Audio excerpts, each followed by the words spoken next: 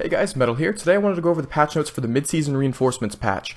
This patch is going live on November the 13th, which is today. It hasn't gone live quite yet, so I don't have gameplay from the patch, but I wanted to get this news out to you as soon as possible. So there's going to be some new operator tweaks. There's going to be new gadgets, new attachments, and weapon balancing, and some bug fixes. So I'm just going to go ahead and tackle it in the list of the patch notes. So the very first thing that's being changed is that Twitch is being buffed. So on the patch notes it says that Twitch is an operator who is popular, has satisfactory pick and win ratios, but her unique gadget, the shock drone, is underwhelming. So Ubisoft is going to make some changes. Now, the changes that they've made is that it moves faster. It moves on par with the regular drone speeds. It's no longer slower than regular drones. Twitch will also be using a shock drone in the prep phase. Now, it's worded a little bit clumsily here, but I think I'm understanding this properly. That means that she will have a shock drone in her prep phase, and then she will have another shock drone when she deploys in the mission, in addition to a regular drone. I think that's how it's going to work. Now, the drone also makes less sound. It does not have a big red light, and it has a range buff. So now it has a range of 7 meters instead of 5, which should make it a little bit easier to hit cameras that are on roofs or on poles. And I think this will make Twitch a really good pick in the beginning, because you will be able to take out cameras early. I think that's a huge deal. It gives the defenders a lot less opportunities to see where you are as the attackers, because even if you shoot out the cameras as you move into the building, you'll still have to have shot them out. You'll still have to peek in their line of sight for a moment and shoot them, and defenders may see you while you do that. But if you're able to take out all the outside cameras and then some of the interior ones before you even spawn in as an attacker, the defenders will have absolutely no idea where you're coming from. So I think this is an awesome buff, and I think that, you know, even I was already playing Twitch a lot because of her excellent FAMAS, but now I probably will be playing her more often. Blackbeard is being nerfed, which is, well, we've all been waiting for that for quite a long time. So what's being changed now is that he has 2 shields that have 150 health instead of 800. So you'll break the shields about 4 times faster, but he has 2. So he has about half of the overall shielding ability that he used to, but he also can't overextend because a burst from your gun is going to break his shield. And I think that's a really good change. So he should be able to win his gunfights still if he positions himself properly, but he can't play like a complete idiot. He can't overextend or he will get destroyed, which I think is an awesome change. The shield's durability is also going to be shown. It's going to have you, like, by your mag counter, it's going to have, like, 2 little shield health bars. So I think it's a nice little UI tweak. And on to Doc. So Doc is the third operator that's being changed in this update. He's going to be able to shoot the stim pistol at a teammate to heal them for 40 health, and he's also going to be able to overheal his teammates up to 120 health. Now, the overheal will fade off at a rate of 1 health point for 2 seconds, so that means that a 120 health overheal, your overheal will last about 40 seconds. That's a pretty good length of time. And he can also revive, or he can also heal himself. So he can shoot himself in the arm. Now, this doesn't seem to be as good as shooting your teammate and reviving them in a lot of cases. Unless they're above 35 health, it will just still be better to shoot them and revive them. But you can, if someone gets, like, tagged a little bit, you can heal them up, and he can heal himself, which should make him actually a bit better at spawn peeking, I think. In addition to his ACOG and already strong weapons, I think we'll see him play more aggressively now with the ability to heal himself. We also have a new gadget on the attacking and defending teams. So the attackers will now have Claymore mines, which is to prevent you from getting flanked. So the Thatcher will have Claymores instead of stun grenades. Twitch will have stun grenades, or Twitch will have Claymores instead of stun grenades. Glaz will have Claymores instead of breach charges. And Thermite will be getting changed to having Claymores and smoke grenades. So we no longer will have the option to take breach charges at all. It seems to be a one-hit kill on a defender who triggers it, showing from the little gameplay clip they have on the patch notes. And so I think this will be an interesting change. I think it'll make aggressive play a bit more dangerous if you have a lot of players on your team with these. You'll definitely see at least 2 on the attacking team at any given time because all Thatcher and Twitch and Thermite all have them. So you should see them fairly frequently, I'd expect. Although smoke grenades, a lot of people like smoke grenades, so you might see Thermite take smokes now. The defenders now have an impact grenade, which is a grenade that explodes after 1 second of throwing it. It's good for close-range firefights and can be used to open up holes, just like the nitro cell, although not probably walking holes very easily. Now, Caviera will be losing her Nitro Cell and gaining Impact Grenades. Castle will be losing her Barbed Wire and gaining Impact Grenades. Smoke will be losing his Nitro Cell and gaining Impact. And Rook will be losing his Barbed Wire and gaining Impact. So, there's not that many less Nitro Cells on the field, which, so a lot of people found them frustrating. I didn't really have an issue with them, but it appears that if you take Impact Grenades, you get 2 instead of just 1. I'd like to see the damage on these. The gameplay clip, you only see Rook throwing them at a wall, and it does seem to make a good, nice-sized hole in the wall, but again, I'd like to see how effective they are against players. If they're, I imagine they're going to be less effective than the Nitro Cells. There's also some new attachments. We have the Muzzle Brake attachment. It reduces your first shot recoil, so it almost behaves like the angled grip from BF4.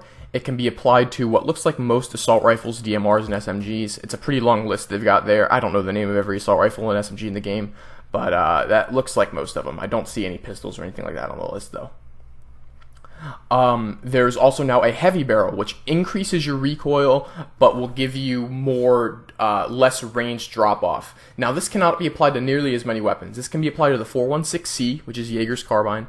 It can be applied to the C8, which is Buck's rifle. It can be applied to the Mac 11, which sounds like a horrible idea.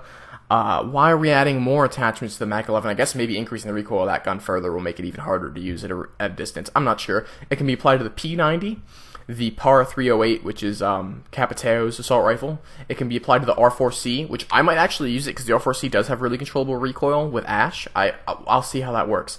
It can be applied to the 9mm C1, which is Frost's SMG. It can be applied to the UMP45, and it can be applied to the Mark 17 CQB, the Scar H of Blackbeard's.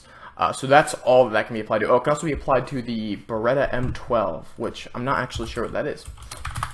Let me look up that real quick. Okay, that's Caviera's SMG. There we go. So now we've also had some smaller tweaks. So Valkyrie now only has 3 black eyes instead of 4, and IQ and Montaigne will only take 1 second to equip and unequip their gadgets. So it should be a bit quicker for them to transition in and out of having their gadgets deployed, which should make them a little bit more viable in games, obviously. So now some weapons have also been buffed. The 417 has less recoil, and it has slightly more damage. So now DMRs, it appears, so this is all DMRs, this is the cameras in the 417. Both appear to do about 70 damage in close quarters and about 60 out to medium range. Cameras does a little less than 60, the 417 does a little more than 60. So it should be 2-shot kills most of the time with the DMRs, which might make them more viable, but you still have the question of you could get a 1-shot with an assault rifle and preserve your ability to spray. So we'll see how that changes the gameplay. They're also having their recoil adjusted differently for both keyboard and mouse and gamepad. So for the 417, it says it will reach its maximum recoil slower by 19% for the keyboard and mouse and 15% for the gamepad, which I'm not sure what that means, I'm not sure what that means, but it seems like it's reversed. A lot of these recoil changes that they've said on the patch notes, it seems like the keyboard and mouse is getting bigger, like it's easier to control on the keyboard and mouse now, which seems like not very reasonable. So maybe I'm reading this wrong, or maybe there's a typo, or I don't know, but that just seems a little strange to me, like they're nerfing the recoil more on the keyboard and mouse, even though it's easier to control on the keyboard and mouse. Because as far as I know, the game has less recoil on a lot of weapons on console. And I'm also wondering, since they're saying keyboard and mouse and gamepad, not console and PC. So does that mean if I plug an Xbox controller into my PC, will I have less recoil on guns? Still probably wouldn't be a very good idea because it's still not as accurate as the mouse, but it's just a weird little question, which I'll probably test that just out of curiosity once this patch goes live. Anyway, the 6P41, which is Fuse's LMG, can also now 2-shot in close quarters. It has 52 damage out to 8 meters now, which I don't think that'll apply to heavy armor operators, maybe just lights or medium, but we'll see. And it's also just had damage buff across the board at all ranges. So it used to do 32 minimum damage, now it does 36, and it does 45 at medium range. Ash's G36C has also been buffed. It has even less recoil now. The R4C has not been touched, but the G36 is supposed to be even more controllable than it already was to further provide a different option to the R4C. The P90 is also having its recoil reduced, and it is having... Nope, it's just all recoil reduction. So The gun rises slower, it reaches its maximum recoil slower, the first shot multiplier has been lowered, and the maximum recoil... Okay, so actually the maximum recoil is higher, so if you fire it longer and longer, it will actually get worse than before, but only at, like, extreme spraying. The MP5K has also had its damage buffed slightly, and the recoil is more vertical and less horizontal. The Blackbeard Scar is also being nerfed. It's making it harder to control in full auto fire, which I thought was a huge issue. It had such insane damage, and it was very easy to control, so I'm really glad they're making this change. It's going to have the shield will increase your first shot recoil multiplier instead of losing it, and then the recoil will increase faster when using the shield. So it's only being changed while using the shield, and I felt like before it was supposed to, what I read was that the shield was supposed to increase his recoil, whereas I felt the opposite. His shield reduced his recoil. And now it looks like his shield will increase his recoil. And again, we'll see when the patch goes live if that's actually true. But I think with these changes, it definitely will. Frost's Sten has also had the damage buff, so she has more damage at every range than before. And nothing crazy though, no two-shot kills or anything like that, but it should make it just a little bit more viable. Now, there are some changes to team killing, so you can't get as many team kills in a match without getting automatically kicked, and killing the hostage is considered multiple team kills, so it will kick you quicker for killing a hostage than just regular teammates. You're also going to be punished further if you kill early in the match, so if you team kill, because like generally when someone's spawn or team killing, they're just going to spawn in and shoot their teammates. But it will be, you'll have more punishment for team killing early. Also, hit reg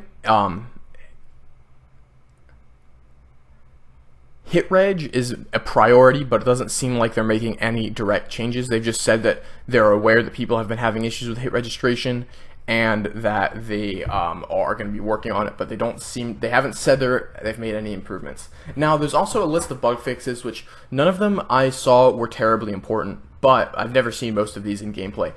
Ones that is light coming from outside the building will hinder the player looking outside from inside during gameplay. So apparently they've made it easier to see outside as a defender, which I felt like in some places it was really rough. Like in like garages, trying to look out of thermite blown garages was hell. You could not see outside at all.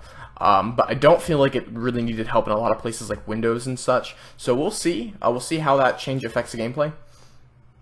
And really, that's everything I wanted to mention. I do actually want to say that there is one bug that is clearly not on this list, and that is the surrender bug is not being fixed. And it has been confirmed by a dev that it is not going to be fixed until the next patch, which is ruining ranked play right now, and I really hope that they do something about that. But that is all the patch, guys. I'm going to leave the notes in the description below if you want to read them yourself or look at the gameplay clips or read that list of bug fixes, see if there's anything that really matters to you there. I hope you guys enjoyed. Please leave a like if you did. Subscribe if you want to hear more of my tips, commentaries, or gameplay in the future. And if you want to follow me on Facebook or Twitter, links are in the description below. My official fan Discord is also there. And if you really enjoy my content and appreciate your support on Patreon, that really helps me commit to doing this full time. Have a great one, everyone.